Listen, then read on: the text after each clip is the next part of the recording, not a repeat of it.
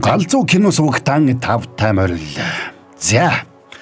Юу эцэмэнхэн энэ удаад борон та нартай нэг галзуу солиотой киног ярьж өгөхөөр шийдлээ.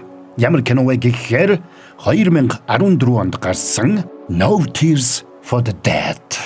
За action, crime, thriller төрлийн энэ галзуу киног хэдүүлээ сонирхоод үзнэ гэж. Жүжигчдийн бүрэлдэхүүн бас л галзуу. За тэгээд энэ кино та нарт таалагдана гэдэгт буруу итгэлтэй байна. Тэгэхээр мөн буруу энэ галзуу киног ирж хүчээ дээд зэгт нь хүрэхэд бэлнэ. Extreme energy drinkтэй хамтран хүргэж байна. Бүх сүлжээ дэлгүүрүүдээс. За тэгээд та нар маань сабадрагуул саба дарцсан бол лайк дарахтал болоо явчих юм. Бас галзуу кино сувгийг мэдэхгүй хинэгэндээ шеэрлэж болох юм аа. Нэр та нар маань бас галзуу кино Instagram хуудасаа дагах мартоо. За. Ингээд энэ галзуу солиотой киноны тайлбартаа хэдүүлээ орцгоё.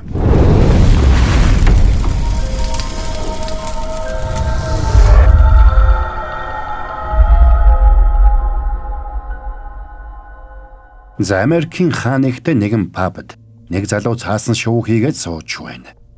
Эсвэл талынхын ширээнд суусан жаахан охин хийж байгаа цаасан шоуг нь сонирхоод ажиглана. Тэгсэн пабд Оросын мафийнхан орж ирээд арын өрөөлөө явсанд залуу араас нь орлоо. Тэнд нэг солонгос залуу Оросын мафтай уулзалт хийж байгаа харагдана. Тэгсэн нөхөр дуу намсгагчтай буугаар бүгдийг нь зөвлөлд усгachна. Сумаа дуустал буудсан тэр буугац нэглээд нөгөө солонгос нөхрийг бас зүйлд усгаад лаптопыг аваад гарах гэтэл хаалганы ард чимээ гарна. Манерч үгэн зэрэггүй хаалга руу буудаад нээтэл хийсэн цаасан шовыг нь бариад ирсэн охин зогсож байдаг. Охины зүрхийг сум онсон учраас охин ч хөрхий газар дээрээ унлаа. За тэгсэн нөгөө залуу гүн шоконд орно. Эйн хөлсний алуурчин залууг гон гинэ. За дүрсэлэгдэхэд өөр нэг залуу нэг байшингийн гадаа ирж байна. Тэгээд өөрийг нь хүлээж өгсөн хоёр залуутай нийлээд хаалганаас бэхэлсэн тесрэх бөмбөгийг эвтэйхэн салгаад яваад ортол дотор нь тасартлаа ууж бөөлдсөндө хутгалдсан гон хэвдэж байлаа. Тэгээд нөхдөө тэрнийг чирээд ваанд оруулаад усаар шүрссэнд гон ухаан орж нөгөө залуу руу улаан галзуу дайрсанд хамт явсан залуу нь тэрнийг хэд цохиод ухаан алдуулчлаа. Тэгээд тэд нөхрийг ирүүлжхээр нь дагуулад нэг босс дээр авчирсан нь Америкт хятадын мафийн босс Дайбан ихч байлаа. Чи тэр охиноос болоод ингэж байгаа мó? Чи энэс болоод надаас суугтаад байгаа гэж л битгий хэлээрээ дээ. Би над үрчхэр царайгч нь хармааргүй байсан болохоор тэр. Тэгээд ч энэ миний сүүлийн ажил байна гэж би тодорхой хэлсэн мэт. Тэгээд чи бүтлгүүтэй үсттэй. Одоо яваад баасаа цэвэрлэл. Чамд өөр сонголт байхгүй. Сүүлийн ажиллагааны үеэр тэр Юнгкук гэгч нөхрийг устгаж лаптопыг нь авсан боловч мафийнхны хүссэн файл тэнд нь байгаагүй гэж таарч. Юнгкук гэгч нөхөр тэр өрөө тэнд очихоос өмнө ажлынхаа 3 хүн лөө мэйл бичиж файл явуулсан болохыг тэд олж тогтоосон байна. Тэр 3 хүний нэгд нь тэдний хайж байгаа $100 сая үнэтэй файл байгаа болж таарч. Тэгэд мань хүн тэр 3 хүний нэг нь болох Чой Могён гэгч эмэгтэйг олоод тэрнээс файлыг нь авах ёстой боллоо. Могён тэр Юнгкук гэгч нөхрийн салсан эхнэр нь байж. Нөгөө хоёр нь болох Пак Сон гэгчүүдийн хараас тэд өөр хүмүүсийг аль хэдийн явуулчихсан юм байна. Энэ эмэгтэй бол чиний алсан нөгөө охины ээж. Энэ эмэгтэйг замаас зайлуул. Тэгэд би бас ээжийг нь алхуулж гинөө. Чи тэр эмэгтэйг зовлонд унагснараа өөрөө тэр эмэгтэйг зовлонгоос нь ангижруулах болжтэй. Хов тавилан чинь юм байлгүй. Чадахгүй гэвэл яах вэ? Тэгвэл 5 цулыг чинь гаргаад хоол хийж идэн гэж мэд. Тэр солонгост амьдардаг. Төрсөн нутагтаа очиж амраад ирэхгүй юу та. Тэгсэн гон өөрийг нь өмнө нь цогсон залуугийн гаранд савхацаалаа. Дахиад миний гэрлүү дураараа нэвтрүүл би чамайг алчих шүү.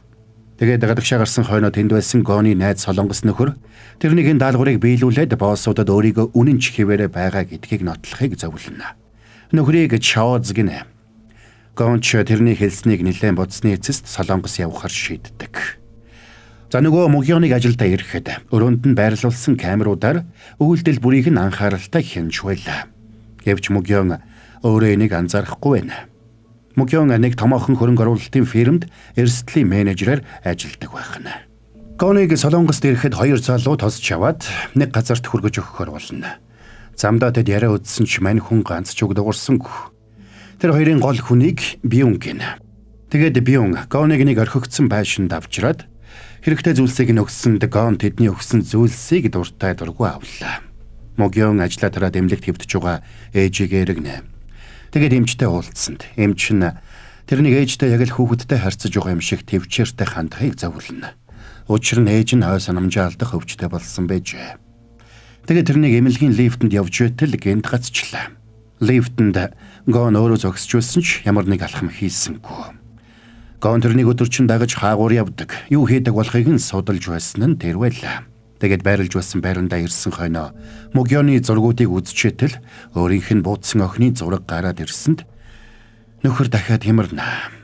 Маргааш нь Могён мөрдөгчдөр ирж өөд болсон нөхрийнхөө эд зүйлсийг авахыг хүссэн ч нөхрийнх нь үхэл ээдрээтэй болохыг, нөхөр нь мөрийтэй тоглоом хууль бус хувьцааны арилжаа гэх мэт олон асуудалтай нэр холбогдсон учраас эд зүйлсийг нь шууд өгөх боломжгүй байгааг хэлдэг.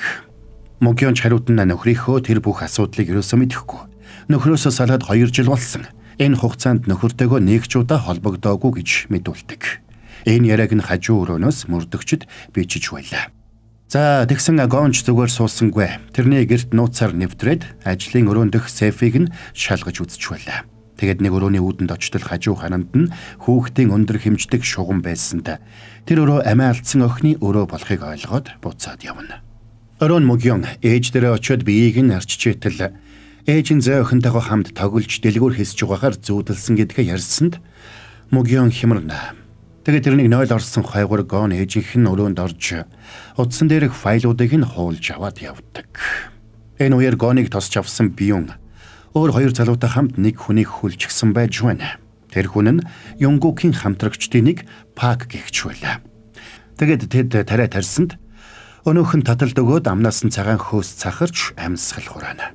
Тэд утсан дээрээс нь Могёны утсыг олж авцгаана.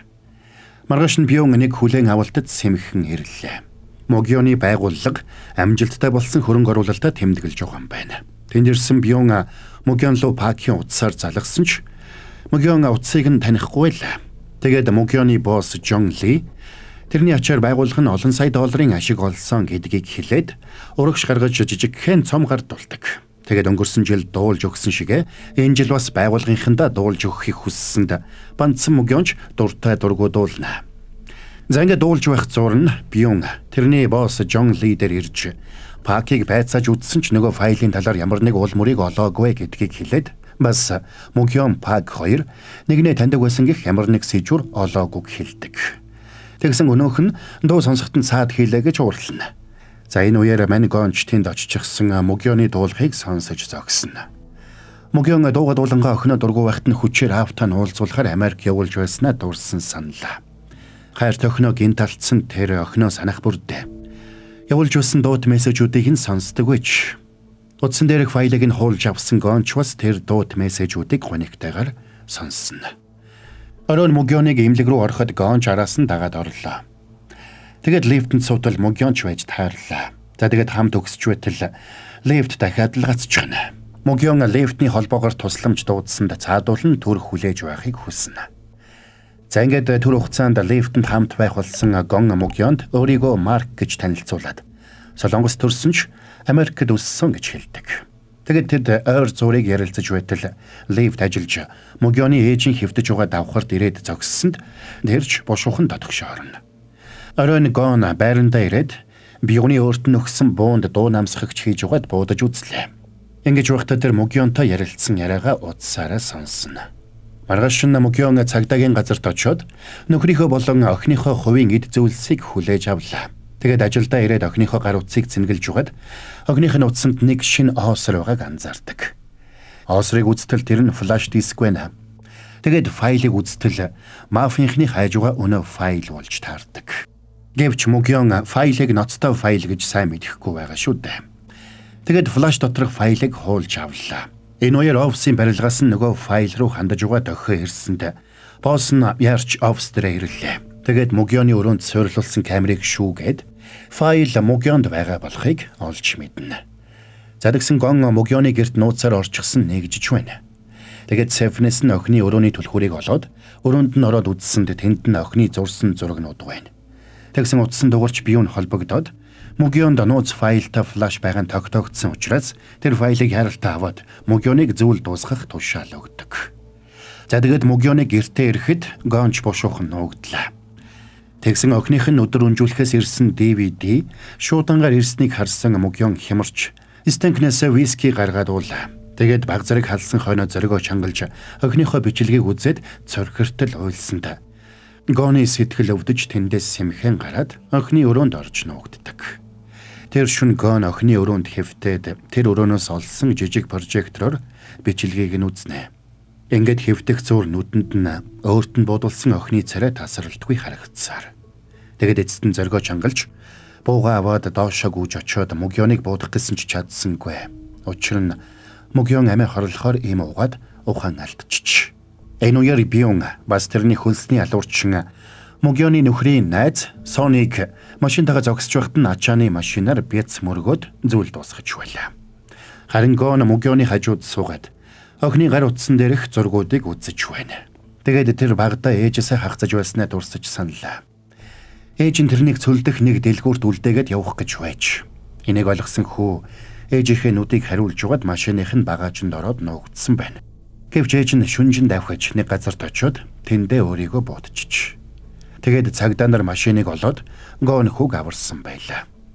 Энийгээ дурсаж сансан Гон босоод Мөгион руу буугаа чиглүүлж угаад хэд хэдэн удаа буудана.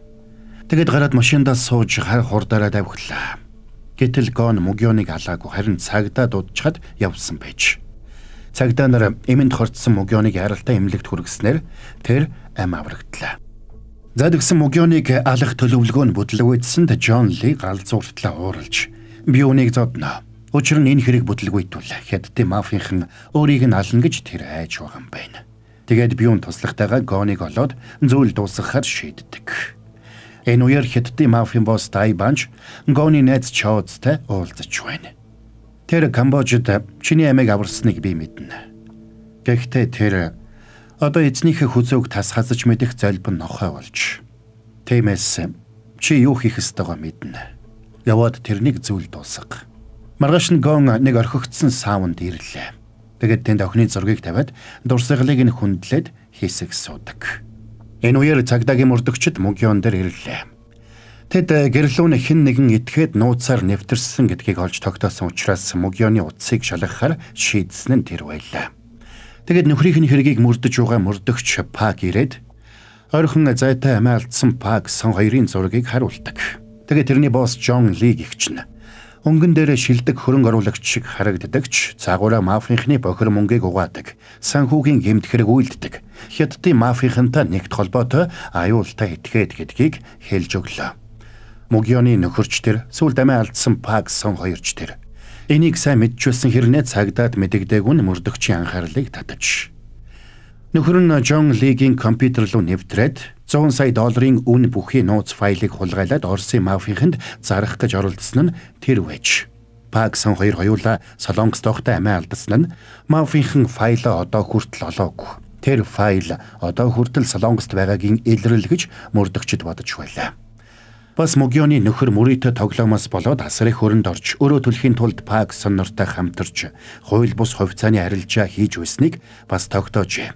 Гэвч Мөгионд энэ бүхэн ямар ч сонирхолгүй байсан учраас үг дуугүй сонсоод тэндээс явахыг завдлаа. Тэгсэн мөрдөгч Пак уурлаад тэрнийг цагинч хамтарч ажиллахыг шаардсан ч Мөгион ууралсандаа мөрдөгчийг алгадаад авна. Ямар нотлохоо та нарт хэрэгтэй байгаа. Нөхөр маань тэр бүх юмдаа гимгүй охиноо оролцуулснаас болоод би охиноо үүр далдчихад байна. Надад бүх яриа чинь ерөөсөө сонирн биш байна. Тэгэд Мөгион явах гэснээ ухаан алдаад унлаа. Энэ үеэр Гоныг зохицуулах даалгавар авсан Чавоз хоёр хамтрагчтайгаа онгоцноос бууж байлаа. Тэднийг хуучны хоёр хамтрагч нь өгтөж буу өгсөнд тэд бууг нь аваад нөгөө хоёрыг буудаж унгаад цааш явцгаана. Энэ үеэр Гон Мөгион руу залгаад охиныхоо утсыг нээж үзэхийг хүслээ. Гэтэл нөхрийнх нь мэйлээр явуулсан утасны сериал дугаар нь охиных нь утасны сериал дугаар байлаа. Гэвч энэ нь ямар учиртай болохыг Мөгион мэдэхгүй. Утасны хойноос хүн ирж байгаа учраас үхэхийг хүсэхгүй л угаавал эмнэлгээс яралтай зуугдахыг Гон сануулдаг. Тэгсэн үүнтэй зэрэгцээд эмнэлгийн тог тасарлаа. Тэгээд хятадын мафийн илгээсэн алуурчин Мөгион дээр ирсэнд Мөгион эхлээд тэрнийг өөрлөө нуцаар ярьсан хүн гэж бодно. Тэгсэн тэр алуурчин Могёныг хамгаалж байсан цагдаа эмэгтэйг нүдэн дээр нь алсанд Могён хажуугийн өрөөллөө зуугдах гэж оролдоно. Аз болоход Гонч амжиж ирээд алуурчин руу дайрна.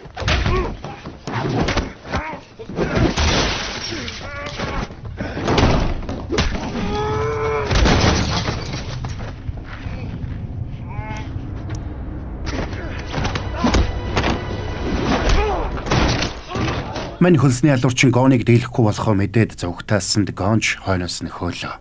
Эмнэлгийн өрөөнөөс гараад гүйсэн Гоныг Могёныг хамгаалах ёстой байсан өөр нэг цагдаа зогсоох гэсэн чинь Гон ирээд нүдэрмхийн зур бууг нь булааж авчихад яваад өгнө.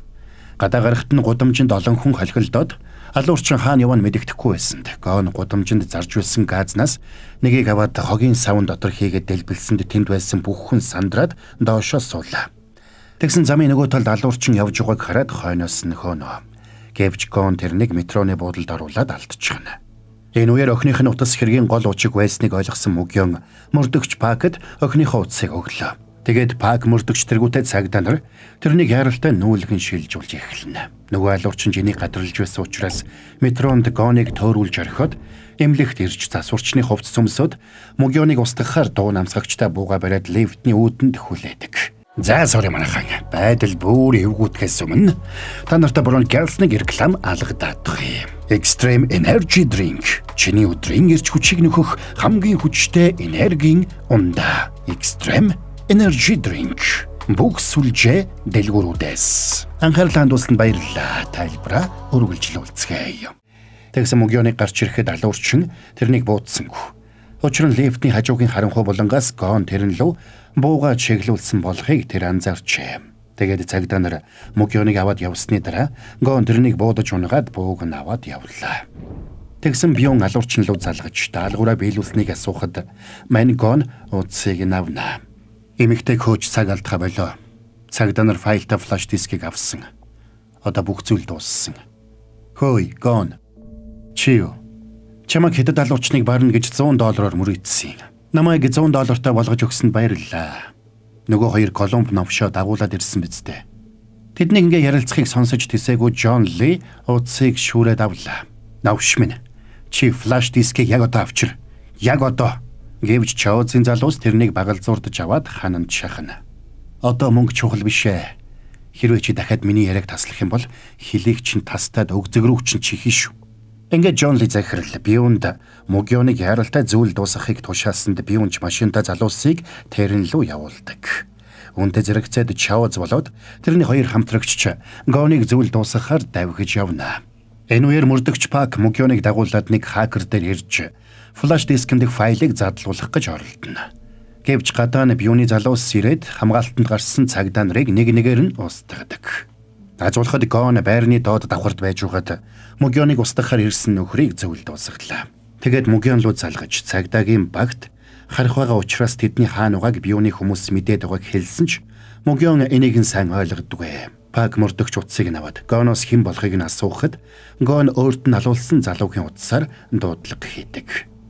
Наад өрөөнд чинь хэний утас дугуурна. Тэр хүн урвагч харах шүү. Тэгсэн тэнд байсан нэг цагдаагийн утсан дугуурлаа. Үүнтэй зэрэгцээд хакер залуу флаш дискэнд файлыг задлаад дууссанд хажууд нь зогсч байсан нөгөө харах цагдаа Пак мөрдөгчийг буудаж унагадаг. Тэгээд флаш дискийг аваад гараад явна. Энэ үеэр зөрөөд хотог барьсан баахан залуус ороод ирцгэн. Тэгээд нөгөө харах Бьон дээр очиж флаш дискийг өгөөд бэлэн мөнгө нэгсэнд Бьон тэрний анхаарлыг сарниулж угаад хутгалаад зөвл дуусгана. Джон Лич флашыг авсан даруйда Могёныг устгах тушаалыг өглөө. Ингээд Могёнтой хамт байсан залуус тэрнийг алахын даваан дээр мань Гон орж ирээд буудаж эхэлнэ.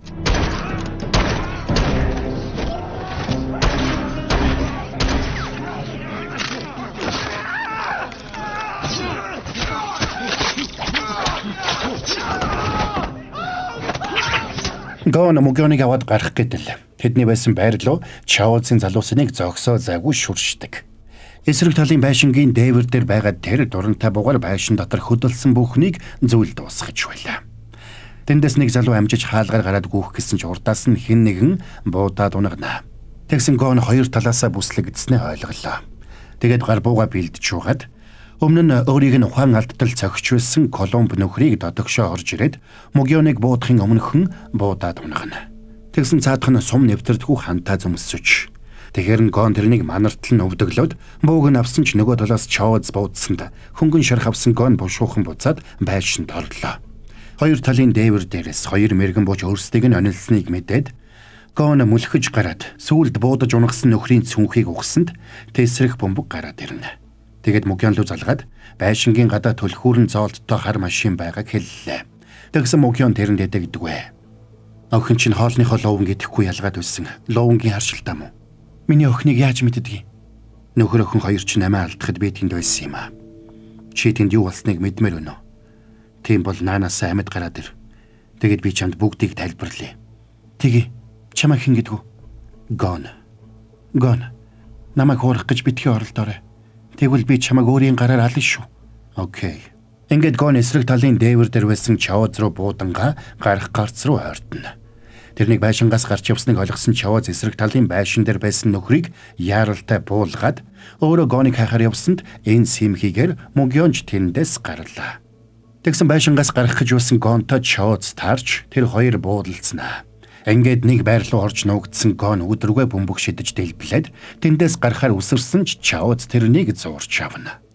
Чи яагаад ингэж байгаа юм бэ? Би зүгээр л ядраад байна.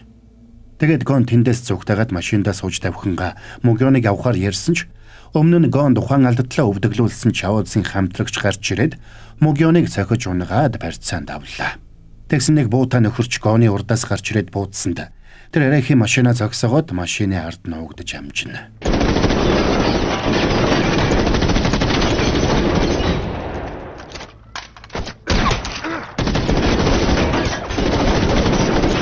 Гоныг тэндээс зүгтсэн даруйд Чаоз залгаад Жон Лигийн удирддаг Вентура компани офис дээр яаралтай ирэхгүй бол Мөгёныг ална гэж сүрдүүлсэнд Гон чаргагүй ирэхэнд тийшээ очихоор болдог.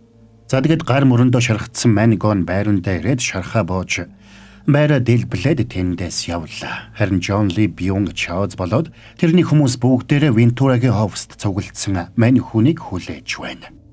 Чи яах гэж миний охиныг алсан юм? Тэр чин зүгээр л нэг гимгүү хүүхэд штт. Нөхөртөө л гомд. Тэр миний мөнгөтэй файлыг аваад зугтсан. Гадныханд зарах гэж оролдсон. Харин би охиныг чинь алаагүй шүү. Ямар тэнэг нь гэмт хэргийн гүйлгээ хийхдээ охиноо авчирдаг байна. Гэхдээ юу гэж?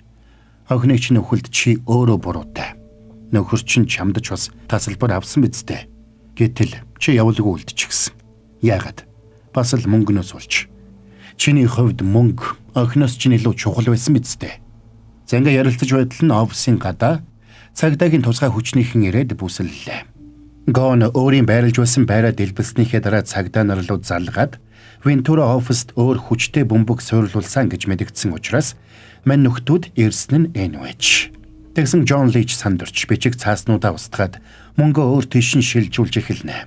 Өрөөнд нь үлдсэн Мөгён хажуугийн өрөөнд утас дугарж байгааг анзаараад онгойлгоод ортол тэнд камерын хяналтын нууц өрөө байлаа. Тэнд Жон Ли өдөр нь 0-ийн өрөөнд тэдний яриаг санамсаргүй сонссон цэвэрлэгч эмэгтэйг алаад орхичихсан байж. Мөгён эмэгтэй утсыг аваад цагдаа руу залгаж тусламж гуйсан ч байрыг бүсэлсэн тусгаагийнхан тэр хавийн бүх сүлжээг унтрааж таарсан учраас утасны сүлжээ камерын хяналт бүгд унтарлаа. Ингээд Чаоз болоод тэрний залууст барилга дотор байсан энгийн утсаар холбогдохоос өөр сонголт үлдсэнгүй. Тэгэд дээврийн өрөөнд цуглахаар болно.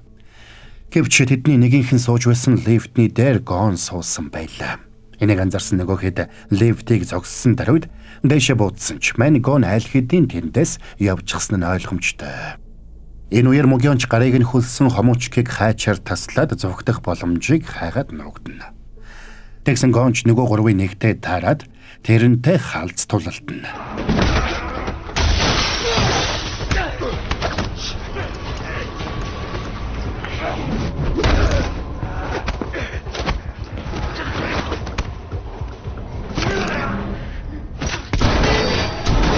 Занга тулдаж байх зур нөгөө Колумб нөхөр орж ирээд бууднаа. Ингэж буудахдаа хамтрагчаач хүртэл буудаад унгаж байна. Тадагсан сэмхэн гитэж явсаар ажлын өрөөндөө ирсэн Мөгён Жон Лиг бүх мөнгөө гадагшаа шилжүүлж байгааг мэдээд гүйлгээг нь замаас нь зогсоосонд Жон Лич сандарлаа. Хөөе, чи энэ мөнгөө буцааж авч чадна үсттэй. Миний авах ёстой $2 сая яах болж чинь? Бид дөнгөж сая хятадын мафийн 100 саяыг алдчихлаа. Тэнийг минь Чи одоо мөнгөндөө биш, амь насандаа санаа зовсон чинь дээр. За ингээ Джон Ли офис руугаа очиж тэнд хадгалсан бэлэн мөнгнүүдэд сүнхэлтэл Бионч хутга барьсаар ирлээ. Би биш. Харин чи л амь насандаа санаа зовсон чинь дээр байх шүү. Тэгээд Бион тэрнийг зүйл дуусгаад сүнхтэй мөнгийг нь аваад явна. Энэ үеэр Гон хойноос нь хөөж ирсэн 2 дахь Колумб нөхрийг занганд оруулаад зүйл дуусгадаг. Тэгээд бууг нь аваад тэндээс гартал Чаоз хүлээж байлаа.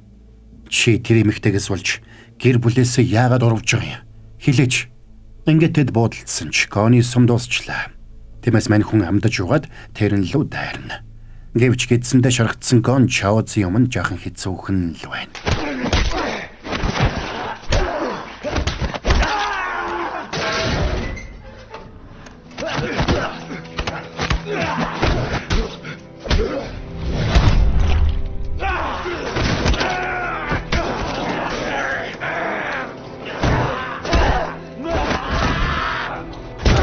Гон Чаозыг ялахгүйгээ мэдчихсэн учраас зориуд заалны гол дунсанд өнөөх нь тэрнийг улаан галзуу балбана. Тэгсэн тэрний тооцоолсон ёсоор эцсийн мөчөд таазанд суйрлуулсан дэлгэцүүд унахтаа Гоныг дараад унлаа.